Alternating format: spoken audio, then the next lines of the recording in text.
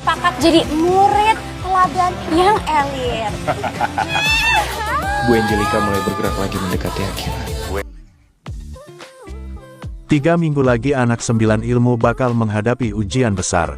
Waktu yang biasanya terasa panjang, sekarang mendadak jadi terasa mepet.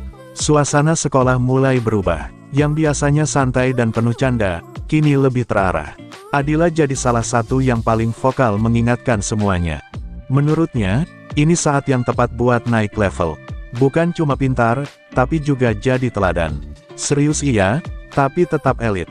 Gaya boleh keren, tongkrongan tetap jalan, tapi fokus utama tetap prestasi. Harry yang dengar itu cuma bisa ngakak, tapi setuju. Buat mereka, jadi anak 9 ilmu memang harus seimbang. Belajar serius, kerja tetap jalan, kegiatan juga nggak boleh ketinggalan. Justru itu yang bikin mereka beda. Di tengah tekanan ujian, mereka masih bisa produktif. Program ekspresi kerja yang lagi digencarkan sekolah pun jadi peluang emas. Selain menyalurkan bakat, nilai tambahan juga sudah di depan mata. Ada yang sibuk latihan band, ada yang menyiapkan konten kreatif, ada juga yang serius di proyek sosial. Capek iya, tapi puasnya juga berlipat. Sementara itu, suasana elit squad nggak kalah panas.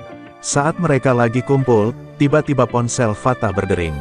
Ternyata Blade yang menelepon. Nada bicaranya terdengar berbeda dari biasanya. Kali ini lebih personal, lebih santai, bahkan panggilannya berubah jadi aku dan kamu. Fatah yang biasanya cuek mendadak agak salah tingkah. Akila yang ada di situ langsung sewot. Menurutnya, ini bisa bahaya.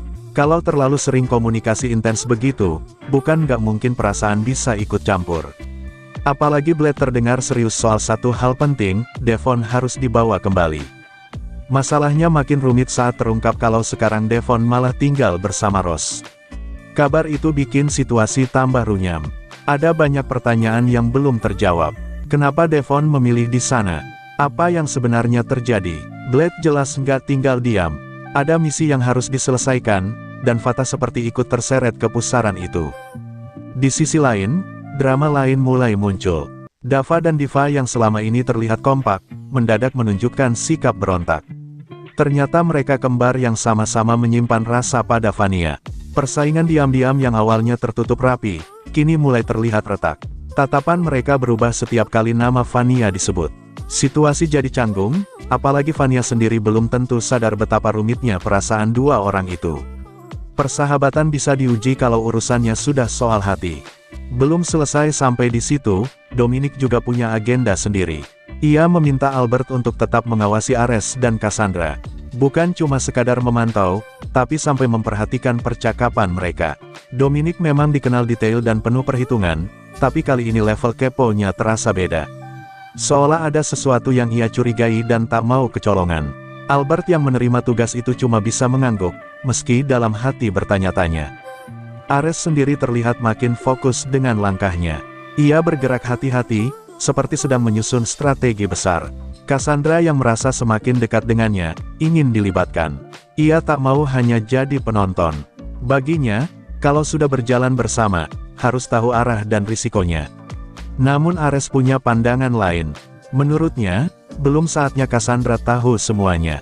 Ada hal-hal yang masih terlalu berbahaya untuk dibuka. Sikap protektif itu justru membuat jarak tipis di antara mereka. Di tengah persiapan ujian, program sekolah, konflik perasaan, sampai misi rahasia yang terus bergerak, angka 9 ilmu benar-benar sedang berada di fase paling sibuk. Tekanan datang dari segala arah. Akademik menuntut fokus, persahabatan diuji, perasaan mulai bermain, strategi disusun diam-diam. 3 minggu mungkin terdengar singkat, tapi dalam dunia mereka, itu cukup untuk mengubah banyak hal. Ada yang sedang mengejar nilai, ada yang mengejar hati, ada juga yang mengejar kebenaran. Dan semuanya berjalan bersamaan, tanpa jeda.